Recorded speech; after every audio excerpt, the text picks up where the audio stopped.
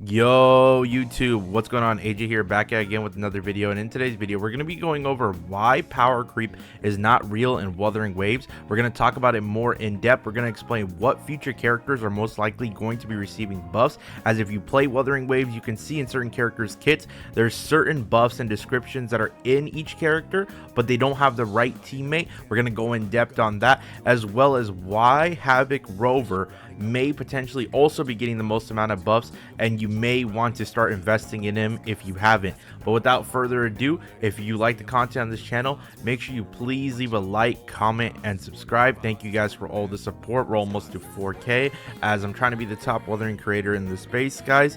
Thank you for everything so far. But without further ado, let's get into the video. Okay guys, so let's start off by talking about Jinhsi, as she is the big talking point, and then we're going to get over to Jiyan, Changli, and Rover's potential and talk about these three characters and the future buffs they're going to be receiving.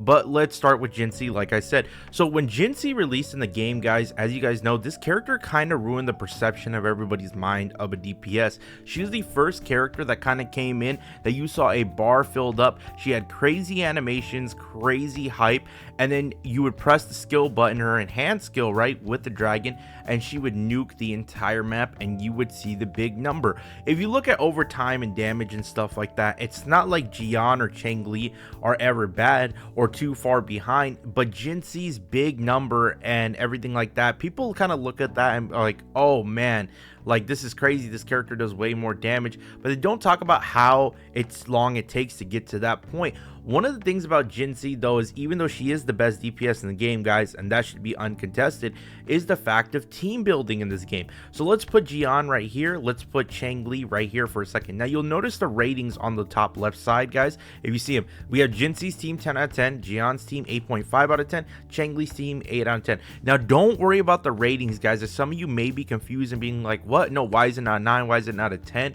These characters are really good. No, it's not about their individual characters I'm talking about. It's comparing their teams to Jinhsi's team, and I'm gonna tell you guys how these team comps are going to go to another level, and these two characters in general will be getting a buff and close the gap between Jinhsi. So allow me to explain. So Jinhsi, now if you went all in and you really are a Jinhsi fan, most of you guys have one or two team comps. You are either running, because this team comp right here where you have Jay-Z or JG, or however you like to pronounce her name. I like to call her Jay-Z like always. And you have Verena. Now most people have that as a standard team comp. You know, Verena's been working overtime as her sustain, and if you don't have Verena, then you guys are normally choosing to go for one more character, and it's the Discord mod over here, Youhu. Now we'll just go with the most popular one in Jinhsi, in Verena, excuse me. So with this team comp and with JG coming out buffing characters like Jinhsi, like Changli, and is going to potentially buff future burst DPSs because of the skill. If you notice one thing about Jinhsi's team comp, right, what does it have, guys, that you know that anybody can point out? If you look at it, they are all premium units. So what ended up happening was, when Jinhsi released, there was options for her, but she got a premium support that benefited her. On top of that, Verena's just universal and is going to be amazing, but we'll get to the sustain category in just one second. This is a very premium and expensive team comp, you know what I mean? Most people are going for Jinhsi and the weapon, or they have a substitute, and if you substituted her weapon, most people went for Jay-Z and then got her weapon, okay, or something like that. And Verena's just easy to build, supports are always going to be easy to build, but this is an expensive team comp, guys. Legitimately, if we weren't rewarded early on in Wuthering Waves, shout out to the Kuro devs, best devs in the game, for giving us free rewards. This, you know, it's not guaranteed we all would have had Verena, and this is very expensive. Now compare this to Jiyan's team comp for a second. We know he has Mortefi, and we know you can slap Verena on there.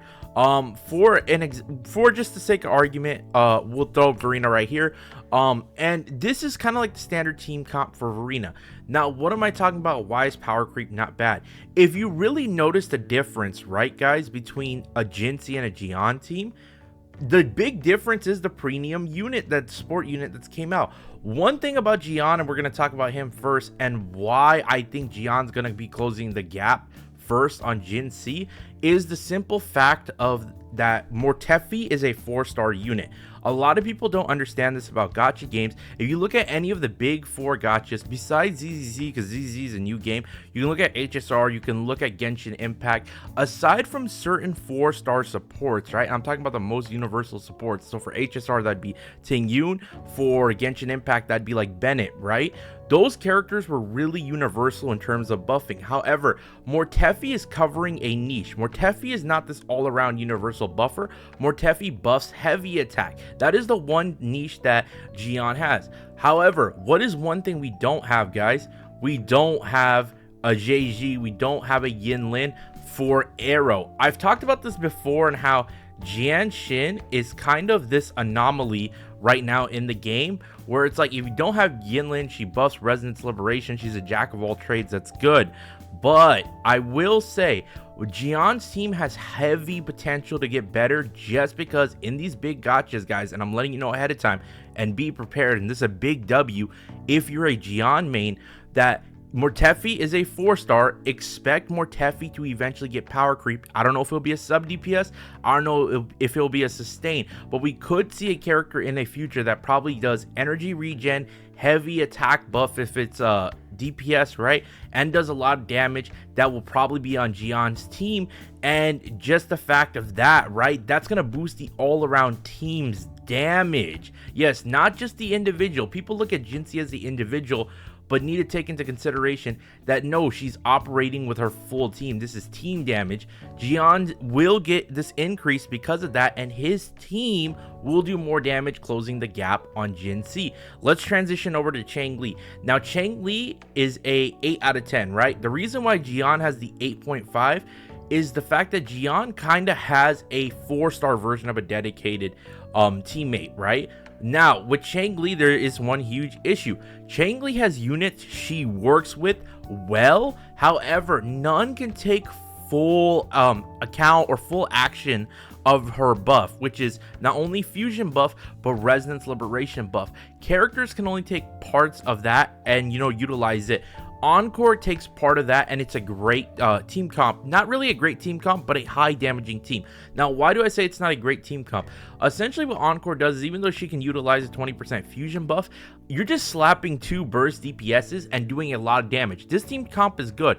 However, I do believe, right, guys, especially with the resonance liberation bonus and the fusion damage bonus, Kuro has essentially said with Changli, it's like, hey guys, we're not done cooking with our girl, because there may be a potential, and I'm just throwing it out there, what's it called? There may be a potential future DPS unit that's gonna come out that is fusion, because her kit basically hints at it. You know what I mean? Like I even said this back then when Changli was releasing. This character is not at her full potential at all for her team, because they need to release the future unit that is going to come out that will synergize with her. On top of that, same as usual, you can run any sustain, Verena or anything like that, Baiji or whatever it is, guys. But I do believe in the future, if you're gonna ask me what does a Changli team comp look like, if I'm gonna tell you guys the honest truth, this sustain, there's probably not gonna be a sustain on Changli's team comp. What I see in the future is a future 5-star brand new unit that's probably going to be a fusion character that can utilize Changli's buffs and everything like that. On top of that, we're going to see a sub DPS. Yes, I do believe there will be, and I don't know if it'll be fusion or a different element, I do believe Changli's future team comp is lining to be another 5-star limited unit and a sub DPS, making this team comp the offensive heavy hybrid team comp. If you've noticed one thing, guys, what is the one core thing of these 3 different team comps in the gameplay? You have your super heavy burst team, you have your what I like to call 100 miles per hour, where the main DPS wants to stay on field as much as possible, going ham, and you have the hybrid units, which are between burst and buffers. So Kuro is kind of like labeling these characters into 3 fields already. You know who else plays into those fields? If you wanted to do 0 to 100, right, and talk about it, Xiangliyao plays in this field. You know what I mean?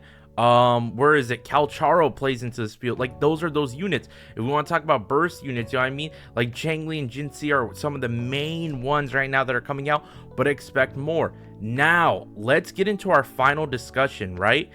But before we move on, I want to talk about these two. These two, when these teams come out and when these future units come out, are going to be closing the gap on Jinhsi, because I'm almost 100% confident Jinhsi is done getting the team that she needed is already out. You know what I mean? Like, we have our Jay-Z, we have Jinhsi. You can run Yanwu if you want to be more offensive. You can run a sustain. Am I saying she won't get another buff in the future from another character? No, absolutely not. There may be a better quality of life character, but I do think the only way to improve Jinhsi here on out going forward just depends on how much investment you really want to put in her. Now, let's talk about somebody interesting. Havoc Rover. Havoc Rover is a little bit of an interesting situation right now, guys, because Havoc Rover, if you've ever looked at my tier list before, I've always had him at high S tier. Why is that? He's a great DPS, does a lot of damage, very flexible in many team comps. Now, one thing we don't have either, and I know I'm going over the supportive units a lot, is another like sub DPS slash what's it called, any sort of supportive Havoc unit, you know what I mean, that's really going to take advantage of like these Havoc DPSs. Now, one thing that I talked about was interesting was what is the route that Kuro Games wants to go with Havoc Rover. We noticed that we need 3 resonance chains, and we know that Havoc Rover can also be played with a team like Changli. If you've seen, I think Gotcha Smack may have ran it. I think others have also done the same sort of combo, because you can utilize Dreamless, that echo, and get off high burst damage really fast. Another thing I could see potentially with Havoc Rover right now is we get those 3 resonance chains, his power boosts up, you know what I mean, as far as how much damage, what his potential is, and then he gets for lack of, like, we'll use Jiyan for example, let's say sub DPS or a future unit that is a dual DPS driver. Because of the way he plays, I could potentially see Havoc Rover being with another character that is a Changli level character. Yes, I'm talking about a quick burst character that can nuke the field, that when you swap to them, right, gives like Havoc buffs or in whatever Havoc Rover really needs, right, and utilize his kit. Then he gets on field and starts wrecking havoc all over the place. In fact, it's almost there that depending on if Changli gets her teammate first or if Havoc Rover gets first, Havoc Rover could actually pass Changli. Yes, he could actually pass Changli for now if he gets his teammate first. And I think Havoc Rover, guys, if you haven't built him, is one of the best investments you can make going forward right now, because he's already good at 3 resonance chains. You're gonna get R6 plus a potential future buffer, because we know we're gonna get all types of elements, like, because that's what they're gonna do, you know what I mean. They've already showed the formula already, like they did JG, they have Jiyan, they still need to cover the elements across the board. So Havoc Rover, guys, has the most amount of potential. Now, this goes back to our original power creep discussion, and I'm gonna get to my final thoughts now. Is there power creep in Wuthering Waves, and is it bad? No, I don't think so, guys. I really just think what's ended up happening is that we got the first character with the first complete team comp, you know what I mean, like literally. And if you're talking about, oh, there may be a future sustain that's going to come out that Jinhsi could benefit from, maybe, but most sustains that we've understood that are like Verena, Kuro Games right now is doing something that's like, they want to make characters very, very universal, which is good in my opinion. But yeah, that's it for this video, guys. If you're a Jiyan main, if you're a Changli main, and if you haven't invested in Rover, I'd highly recommend investing in these characters if you're interested. You don't have to, guys. Remember, have fun with the units you want. And I also wanted to go back and tell you guys, like the original discussion we had, is power creep real? No, I don't think so. I just think we have a character that you visually saw the animations, you saw the burst, and just has her complete team comp, while these characters right there are missing their premium supportive partners, and when they come out, they're going to close that distance with Jinhsi. Am I saying there isn't going to be a future DPS that probably power creeps all of them? Maybe, but honestly, as of right now, it's hard for me to see Kuro pushing out another unit that's even going to be higher than Jinhsi, because I think they'll just still be in the same spot as like Jiyan and Changli. Individually, they'll be a really good unit, but they just don't have their complete team comp ready to go right away. That's it for this video, guys. Please leave a like, comment, and subscribe, and I'll talk to y'all next time. Peace.